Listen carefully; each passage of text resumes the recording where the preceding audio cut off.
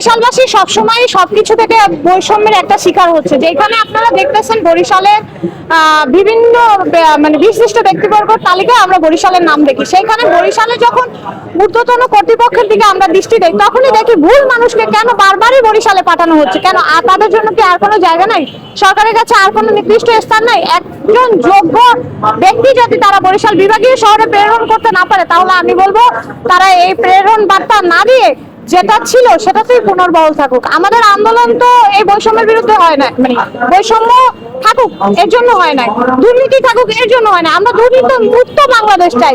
দুর্নীতি মুক্ত বাংলাদেশ চাইতে গিয়ে আমরা যখনই বারবার একই অভিযোগের শিকার হচ্ছি বা ভুক্তভোগী হচ্ছি, বারবারই আমাদের রাস্তায় নামতে হচ্ছে। কেন? তাকে আমরা গৌরনদী থেকে অপসারণ করেছি। শিক্ষার্থীদের আন্দোলনের তাপের মুখে পড়ে সে গৌরনদী থেকে অপসারণ হয়েছে। গৌরনদীর মধ্যে একটা উপজেলা থেকে অপসারণ হয়ে সে কিভাবে বরিশাল বিভাগীয় শহরে একটা জেলার দায়িত্ব পায়? আমার এটা বোধগম্য নয়। সরকারের যারা দায়িত্ব পালন করতেছে তারা কিভাবে দায়িত্ব পালন করতেছে, আসলে এটা আমাদের প্রশ্ন।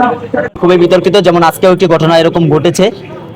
এখানে সরকারের বিভিন্ন পলিসি মেনটেন করা উচিত। সরকারের ওই অঞ্চল ভিত্তিক যারা রয়েছে, দায়িত্বশীল ব্যক্তি যারা রয়েছে বা গোয়েন্দা সংস্থা যারা রয়েছে, তাদের কাছ থেকে তথ্য নিয়ে সরকার এখানে নিয়োগ প্রদান করতে পারে।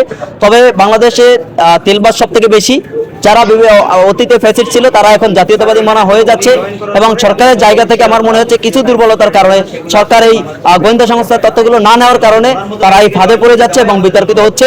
আমরা মাননীয় প্রধানমন্ত্রী থেকে শুরু করে সকল ঊর্ধ্বতন কর্মকর্তাকে বিনীত অনুরোধ জানাবো, আপনারা সকল তথ্য নিয়ে আপনারা এই যে গোয়েন্দা সংস্থার তথ্যের উপর নির্ভর করে দেন আপনারা এই নিয়োগগুলো সামনের দিনগুলোতে দিবেন। কারণ এমন বিতর্কিত দুর্নীতিবাজ ব্যক্তিকে আমরা বরিশাল কেন সারা বাংলাদেশের কোনো জেলাতেই চাইবে না, কেউই চাইবে না। কারণ স্বাস্থ্যখাত ধ্বংস হোক, এটা কোনো জেলায় চাইবে না, কোনো জেলার মানুষ চাইবে না। সেই জায়গা থেকে আমরাও চাই না।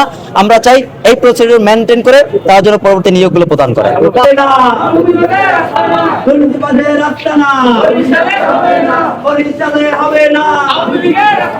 আওয়ামী লীগের